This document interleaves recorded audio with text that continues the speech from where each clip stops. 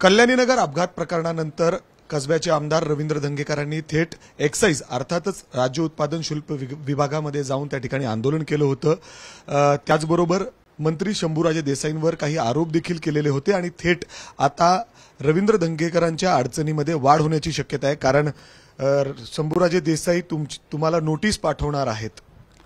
अजून मला ती नोटीस प्राप्त झालेली नाही, पण नोटीस प्राप्त झाल्यानंतर त्याचं उत्तर मी देईल। पण माझा हक्कभंग करायला गेले तर मी त्यांच्यावर भंग करेन, कारण ज्या पुणे शहरामध्ये पब संस्कृती वाढली त्याचे मिनिस्टर माननीय शंभूराजे देसाई आहेत।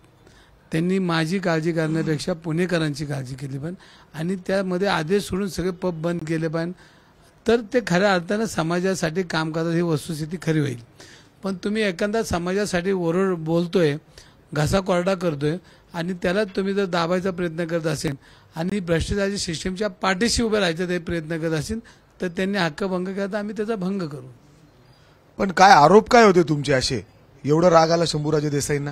आता ते सगळे हप्ते वाचले ना आपण, ते हप्ते कुठनं घेतात त्याचा राग त्यांना आला ना। हप्ते त्यांच्यापर्यंत जात होते का?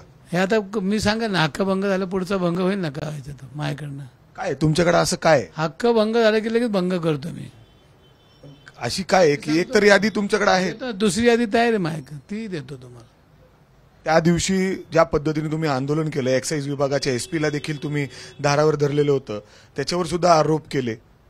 वस्तुस्थिती आहे आणि अशा पद्धतीचे रेड कार्ड आहे, ते रेड कार्डच वाचले मी आणि ते रेड कार्ड खरं होतं आणि त्यामुळे करोडो रुपयाचा तो रोजचा महसूल आपलं ब्लॅकचे कोटी रुपये तो जमा करतो आणि हा एकाच्या आशीर्वाद चालत नाही, फार मिनिस्टर पण हा विषय चालतो आणि मिनिस्टरला जर माहिती नसेल तर मिनिस्टरने त्यांच्यावर कारवाई करावी आणि मिनिस्टरने त्यांच्यावर कारवाई नाही केली तर त्याचं बोट मिनिस्टरकडे जातं, ही वस्तुस्थिती।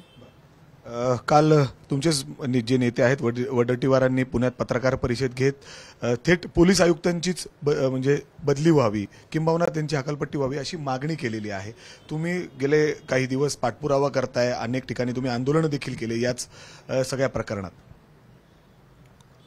ह्या प्रकरणामध्ये पोलीस तपास अधिकारी जे होते ज्यांना निलंबित केलं होतं त्यांनीच ह्या तपासामध्ये चुकीचा मार्ग त्या केसमध्ये करण्याचा प्रयत्न केला, त्यामुळे पोलीस आयुक्तांनी त्यांना निलंबित केलं आणि त्याच केसमध्ये अजय तावरेने ज्या पद्धतीने ब्लड ग्रुप चेंज केलं त्याच्यामुळे त्याच्यावर पोलीस फौजदारी झाली आणि त्याच्यावर रिकव्हरी केली।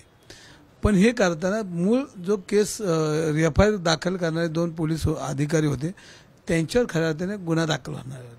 जर अजय तावरेवर होतं तर त्यांच्यावर झाला पाहिजे आणि त्यांच्यावर त्यांची रिकव्हरी ही पोलिसांनी वसुली केली पाहिजे आणि त्यांच्यावर खूप फौजदारी गुन्हा दाखल केला पाहिजे, हा माझा मुद्दा आहे। आपलं ते बाबा दुसऱ्याचं ते कार्ट म्हणजे पोलिसांना वाचवण्यासाठी त्यांनी अजय तावरेकडे, पण अजय तावरे डिफॉल्टरच आहे, तो दोषीचे गुन्हेगार हे आपल्याला माहिती आहे आणि त्यांनी त्याचे कारस्थान बी अख्ख्या ससून आणि अख्ख्या पुण्याला माहिती आहे। पण ज्या पोलीस तपास अधिकाऱ्यांनी ह्या तपासाला दिशा चुकीची दिली मग त्यांना निलंबित करून सापडणार, त्यांनी पैसे घेतले, मग ते पैसे करता त्यांच्या फौजदारी गुन्हा दाखल झाला पाहिजे आणि ती रिकव्हरी ताब्यात घेऊन ती कारवाई झाली पाहिजे। मला शेवटचा प्रश्न विचारायचा आहे, जरी शंभूराजे देसाईंनी तुम्हाला नोटीस पाठवली, हक्कभंगासाठी अध्यक्षांकडे बोलले, तरी धंगेकर ज्या पद्धतीने या विषयाला लावून धरलेला आहे तसंच राहणार का, घाबरणार, मागं हटणार? ह्याच्यामध्ये मला अजून लय त्रास होणार आहे आणि तो त्रास चालू झालेला आहे, पण मी घाबरणारा कार्यकर्ता नाही, मी लढणारा कार्यकर्ता। काय त्रास होतोय ते आता बोला ना, जो त्रास मला चालू झालेला आहे तो मी माझी ती पत्रकार परिषद होईल त्याबद्दल काय दुमत नाही, पण ह्याच्यामध्ये जो त्रास आहे तो मी सहन करायला तयार आहे, पण माझं पुन्हा सुरक्षित राहिलं पाहिजे। त्यासाठी मला किती त्रास होऊ द्या, वेळ पडली तर मी रस्त्यावर येऊ द्या, मला काही नसलं तरी चालेल, पण मी लढणार आणि पुन्हा माझं सुरक्षित राहिलं पाहिजे, हे माझं दिलेलं शाश्वत आश्वासन आहे। मी पुणेकरांना ते प्रयत्न करणार।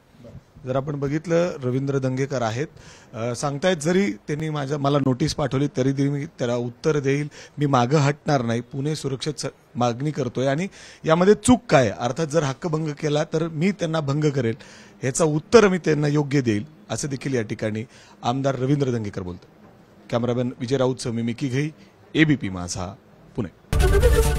एबीपी माझा, उघडा डोळे बघा नीट।